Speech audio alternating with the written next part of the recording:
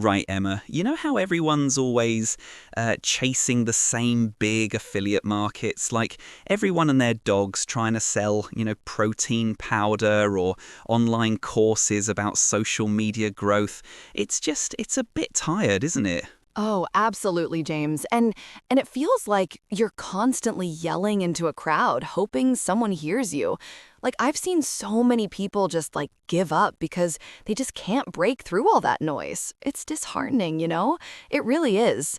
So, what's the alternative then if we're not supposed to go for the obvious stuff? Well, precisely. That's what we're getting into today.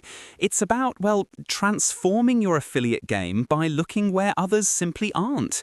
We're talking about really digging into these overlooked niches, these little pockets of potential that most affiliates, frankly, just completely ignore or dismiss as too small. But the thing is, those too small niches, they can be absolute gold mines, right? Because there's less competition, more engaged audiences. Do you know what I mean? Less competition sounds pretty sweet, I'm not gonna lie. When you say overlooked, are we talking about super obscure hobbies or what does that actually look like? Because I guess I'm just picturing collecting stamps or something, which, is a niche, but maybe not super lucrative, right? What exactly makes a good overlooked niche then? That's a brilliant question, Emma, and it actually starts with a mindset shift. You've got to stop thinking in terms of what's already popular and start thinking about where are the unmet needs, where are the communities that are underserved. The thing is, many affiliates, they're looking for scale from day one, right? They want millions of customers. But with niche discovery, you're actually looking for deeply engaged, passionate, smaller groups. It's a completely different approach, a different sort of mental framework, you see? Okay, so it's less about volume and more about precision almost? Like instead of trying to hit everyone, you're trying to hit the exact right person, if that makes sense. But how do you even begin to spot those unmet needs? Is it research or just intuition? Because I feel like I'm so conditioned to just look for what's trending, you know? It's hard to break out of that. It absolutely is. And it requires a bit of, lateral thinking, I suppose. It's not always about research in the traditional sense of keyword tools telling you what's popular. It's more about observing, listening, maybe even looking at, the edges of existing markets. What problems do people have that existing products only partially solve? Or what niche within a niche is emerging? It's about being, truly curious, Emma, and asking those what-if questions. What if we catered to just this particular subsegment? Oh, that makes sense. Instead of fitness, maybe it's fitness for left-handed competitive knitters or something super specific like that, right? That's a whole different way of looking at things. I like that. It's almost like being a detective, isn't it? Exactly, a detective. So how do we actually find these hidden gems? One excellent strategy is to look at less common forums, Emma.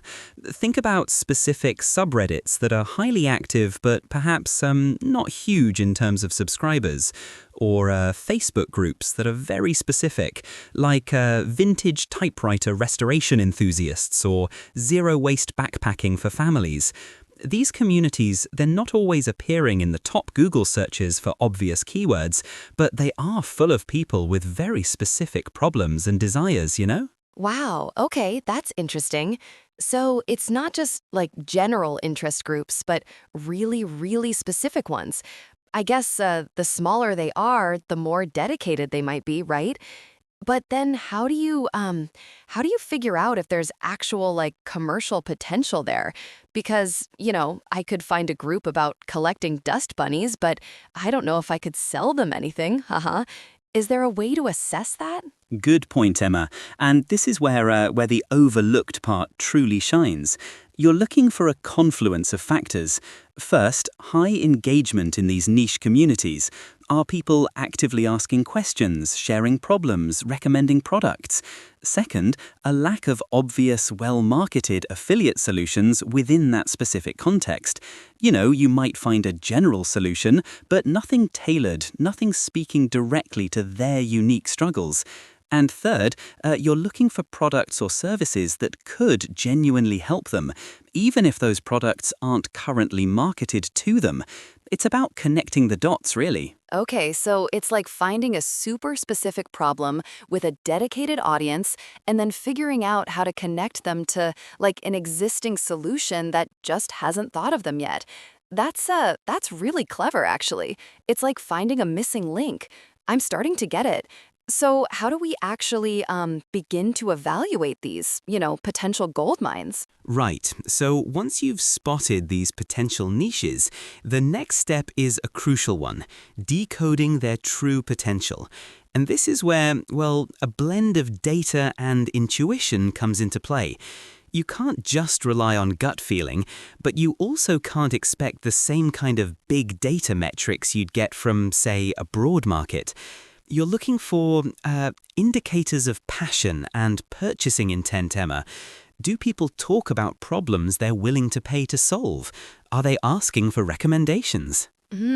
Okay. So it's less about like checking keyword volume tools for millions of searches and more about like qualitative analysis, like actually reading through forum threads and comments.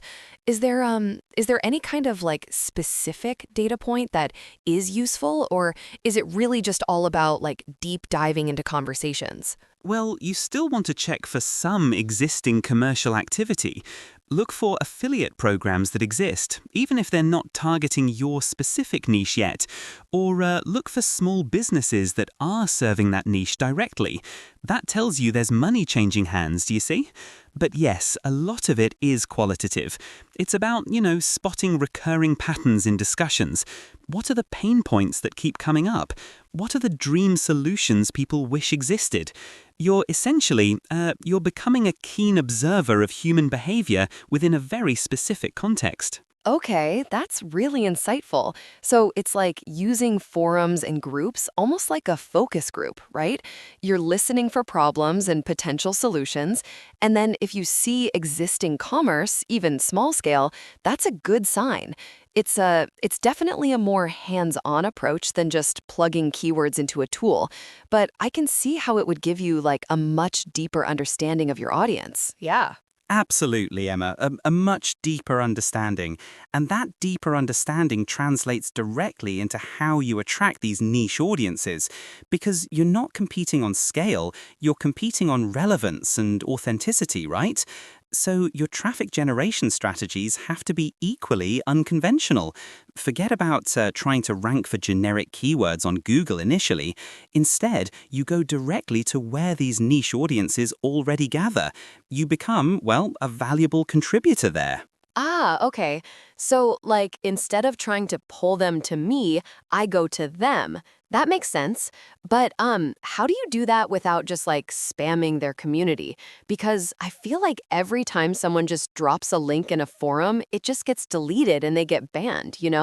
How do you provide value in a way that's actually helpful and not just, like, self-serving? Exactly. You absolutely don't spam. That's the quickest way to get, ostracized.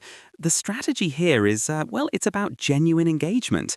You answer questions, you offer helpful advice, you share your own experiences. You become a trusted voice within that community. And naturally, as you build that trust, people will start to gravitate towards you, see your expertise. Then, in your profile, or occasionally when it's genuinely relevant, you can, subtly direct them to a resource you've created that solves a common problem they're discussing. It's a slow burn, but it's incredibly effective because it builds real loyalty. Oh, so it's like, being a good citizen first, and then, like, only after you've built up that reputation, then you can share your own stuff. That's actually really smart. It's like planting seeds instead of just like dropping a big tree in the middle of everyone's garden. I can see how that would like build a much stronger connection with the audience too. So once you have them, how do you keep them engaged? That's the next critical piece, Emma. Crafting unique value that truly resonates. Because in these niche communities, people they're often discerning. They've likely been disappointed by generic solutions before. So your content, your recommendations, they need to be hyper-specific and speak directly to their nuanced needs. It's not just reviewing a product, it's about reviewing how that product specifically solves a very particular problem they face within their niche context. You know what I mean? Oh, yeah, absolutely. Like, if I'm reviewing a camping tent, I'm not just saying it's waterproof. I'm saying this tent is perfect for solo winter backpacking trips in the Rockies because of its specific snow skirt design and rapid pitch system. Is that kind of what you mean? Like really, really drilling down into the specific benefits for their scenario. Precisely. And this goes beyond just product reviews. It extends to the kind of content you create. Think about comprehensive guides, problem-solving tutorials, or even, ultimate comparison articles that address common dilemmas only relevant to that specific niche. Because you've spent all that time in their communities, you know their pain points, their jargon, their aspirations. You can create content that feels like it was, written just for them. This level of personalization, this understanding, is incredibly powerful for conversions. Wow, so it's like you're not just a marketer anymore. You're like a trusted expert and resource for them. That's a huge difference from just, putting up a general review. I can see how that would build incredible trust and make them much more likely to convert. It's almost like, you're part of their inner circle. That's really, really clever. Exactly, Emma. You become a part of their inner circle, and that leads us perfectly into building long-term assets within these niches. Because quick sales are one thing, but sustainable growth comes from creating something more enduring. This isn't just about throwing up an affiliate link, it's about, creating a hub, a go-to resource that continually serves that specific community. Think beyond a simple blog, even.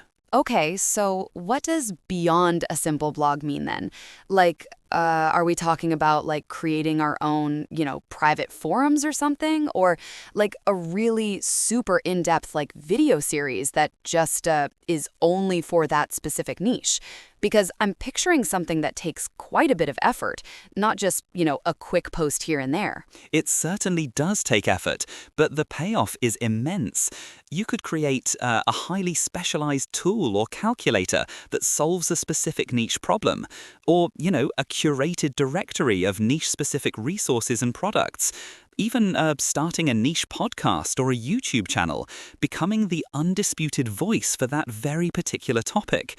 The goal is to essentially become synonymous with that niche. So whenever someone in that community has a question or needs a recommendation, your platform is the first place they think to look. It's about being indispensable, Emma. Wow, indispensable. That's a pretty big goal, but I can totally see the vision there. It's like instead of just being a single point of entry, you're building a whole ecosystem around their needs. And that definitely sounds like it would create a much more stable and, resilient business model than just chasing the latest trend. So how do we make sure we're doing all this in an ethical way as we grow? That's a crucial consideration, Emma. Absolutely crucial. Because when you're dealing with a highly engaged, specific audience, transparency and trust are paramount. Ethical scaling in unique niches means never compromising the integrity you've built, even as you seek to grow. It's about ensuring that every recommendation genuinely serves the audience's best interests, not just your bottom line.